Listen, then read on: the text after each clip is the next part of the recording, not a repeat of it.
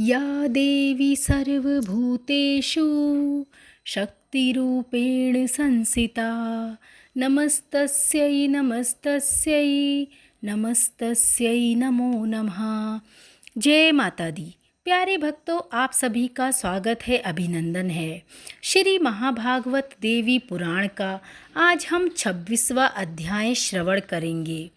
इस अध्याय में हिमालय के घर में विवाह का उपक्रम प्रारंभ होना है। भगवान शंकर के यहाँ सभी देवताओं के आगमन पर हर्षोल्लास का वर्णन है। श्री महादेव जी बोले, मुनि श्रेष्ठ, उसके बाद गिरिराज हिमालय के नगर में संसार का आनंद वर्धन करने वाला पार्वती विवाह उत्सव प्रारंभ हो गया।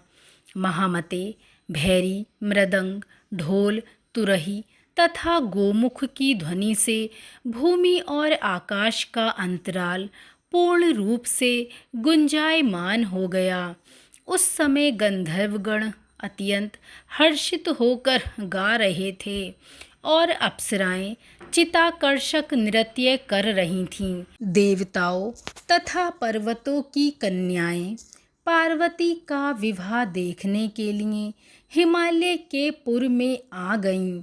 गौरी के विवाह उत्सव में उन हिमालय ने अनेक प्रकार के वस्त्रों तथा अलंकारों आदि के द्वारा उन सभी कन्याओं को संतुष्ट किया। इस प्रकार हिमालय के पुर में मंगल विवाह उत्सव का अत्यंत सुंदर स्वरूप विद्यमान था।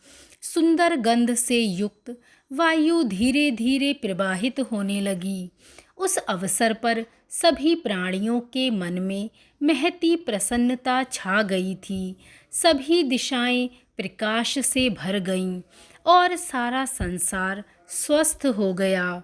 उस समय महेश्वर के पास जाने के लिए इंद्र ने भी समस्त देवताओं, गंधर्वों और किन्नरों के साथ प्रस्थान किया। ठीक इसी समय शोभा संपन्न नारद जी ने रति से कहा कि महादेव और पार्वती का शुभ विवाह संपन्न हो रहा है।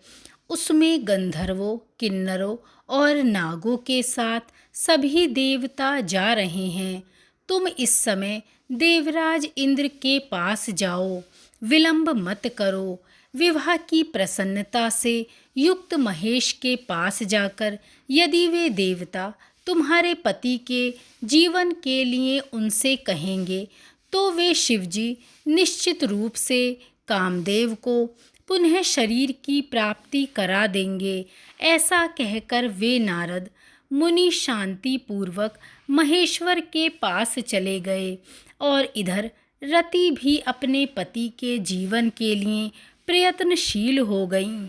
अपने यहाँ आए नारद जी को देखकर महेश ने यह वचन कहा, तात, आपका स्वागत है।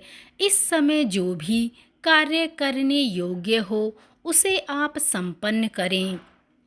तब नारद जी ने कहा, महेश्वर, सभी देवता, सिद्ध, चारण, गंधर्व, किन्नर और महर्षिगण आ रहे हैं। अतः प्रभु, आपको देवताओं के साथ रात्रि आने पर शुभ लग्न में हिमालय के पुर के लिए प्रस्थान करना चाहिए। वहाँ महान उत्सव के साथ आपका विवाह संपन्न होगा। उसी समय सभी देवताओं, गंधर्वों और किन्नरों को साथ लिए देवराज इंद्र महेश के पास आ गए। समग्र जगत के कारण स्वरूप महादेव को प्रणाम करके उन देवताओं ने कहा, प्रभु, इस समय हमारे लिए आपका क्या आदेश है? इस पर उन्होंने कहा, मेरे इस विवाह में जो भी आप लोगों के करने योग्य हो आप लोग उसे करें। इसके बाद शिव के विवाह में महान मंगल आरंभ हो गया। देवराज इंद्र का मन प्रसन्नता से प्रफुल्लित था। शंभु के उस तपोवन में भैरी आदि बाजों की ध्वनि से सभी 10 दिशाएं गुंजित हो गईं। गंधर्व लोग मनोहर गान गाने लगे, पुष्पों की वर्षा होने लगी और अप्सराएं नाचने लगीं। देवादिदेव शिव के तपोवन में वृक्षों की शाखाएं खिले हुए सुंदर पुष्प गुच्छों से झुक गईं। उस वन में हजारों कोयल मधुरता से गान करने लगीं। तत्पश्चात लोक पितामह ब्रह्म महर्षि वशिष्ठ आदि अपने मानस पुत्रों के साथ वहां आ गए और भगवान विष्णु भी मांगलिक विवाह को देखने के लिए सरस्वती तथा लक्ष्मी के साथ भगवान शिव के पास पहुंच गए। इस प्रकार आए हुए उन देवताओं को देखकर विश्वेश्वर शिव का हृदय प्रफुल्लित हो गया और उनका मुखकमल प्रसन्नता से खिल उठा। इस प्रकार श्री महाभागवत महापुराण के अंतर्गत श्री महादेव नारद संवाद में शिव विवाह उत्सव में देवता समागम नामक 26वां अध्याय पूर्ण हुआ। बोलिए शिव शक्ति की जय।